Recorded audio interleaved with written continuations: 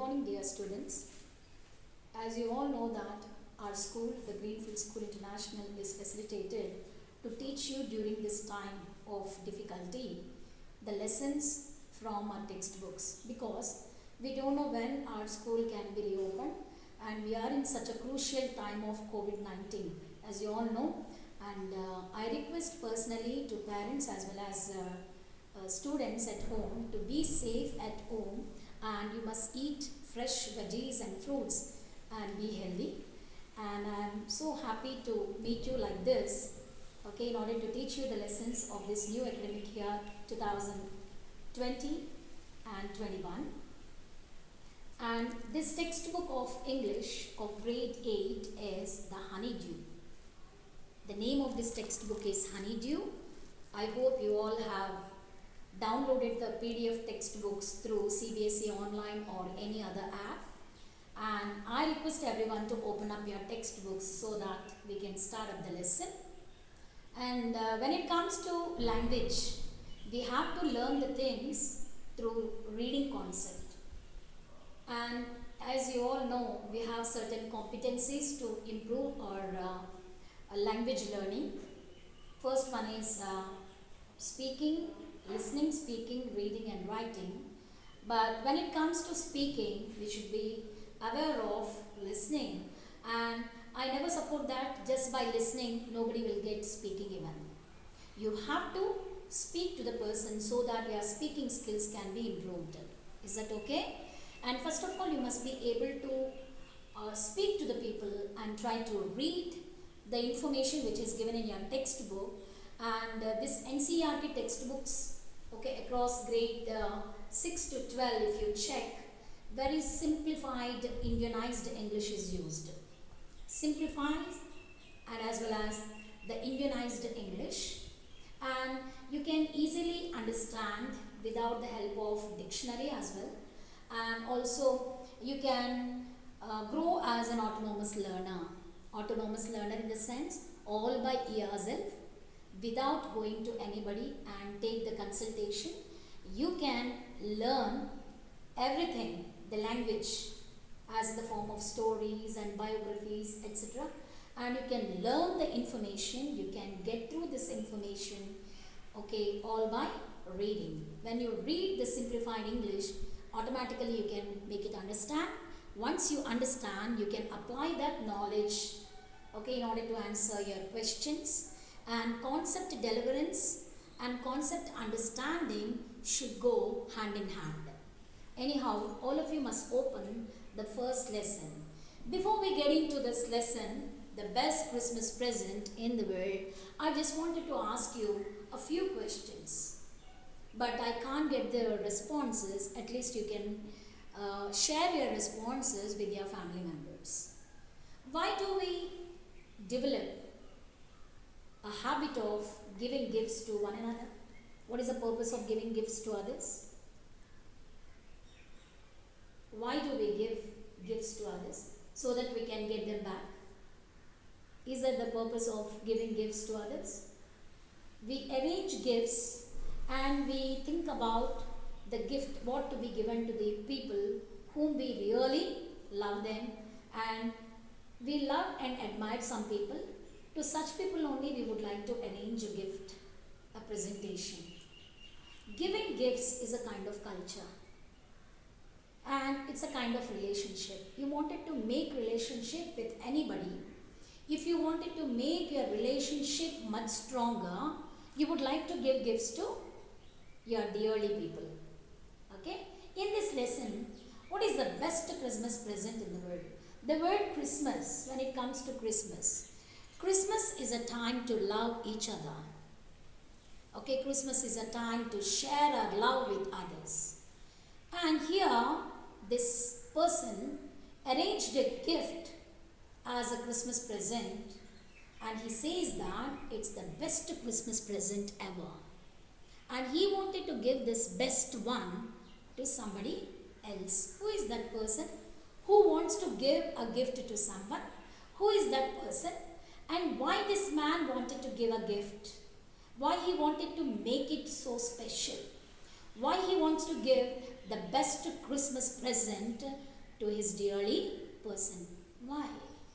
When we wanted to give something to others, it must be the best. It shouldn't be the least. When you make up your mind to give any presentation, you always think that you have to give the presentation or a gift which is valuable and which can be used by the person. We receive some gifts and we give gifts to others for the name's sake sometimes. No. We are not supposed to make gifts or give gifts to somebody just like give and take way of giving.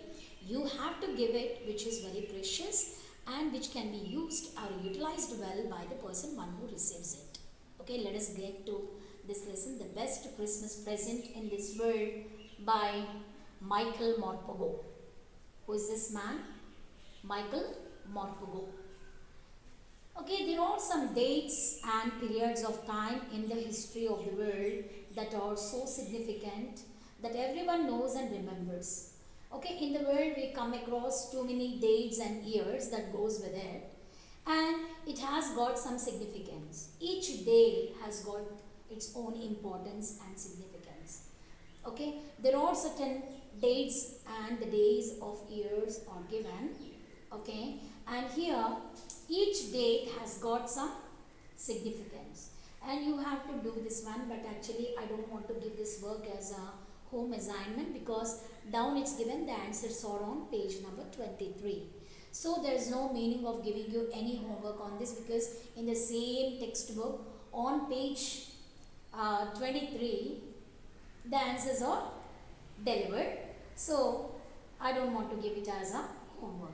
When it comes to 4th July 1776, it is the Declaration of Independence of United States of America. When it comes to 17th December 1903, the Wright brothers have invented the first successful flight. In 1903, they invented it. Right from 1905, those flights are powered and they were well used by the people. Okay, it has come into use right from 1905.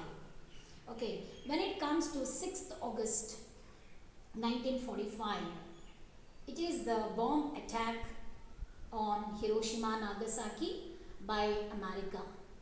Okay, it is one of the saddest part to know that the people from Hiroshima Nagasaki, they were attacked by bomb, and still the consequence of that bombing, still they are facing it. Okay, the radioactive elements and the radioactivity is still working powerfully on them. That's the saddest thing to know. And when it comes to 30th Jan 1948, it's the World Leprosy Day, and so on, so many other dates of years, date and the year of happenings and the significance of the days are given on page number 23. So all of you please go through this information on page 23. Okay, let's go with this first two passages of this lesson. I refers here Michael Morpurgo, the writer of this lesson. I spotted it in a junk shop in Bridport. What did he spot it?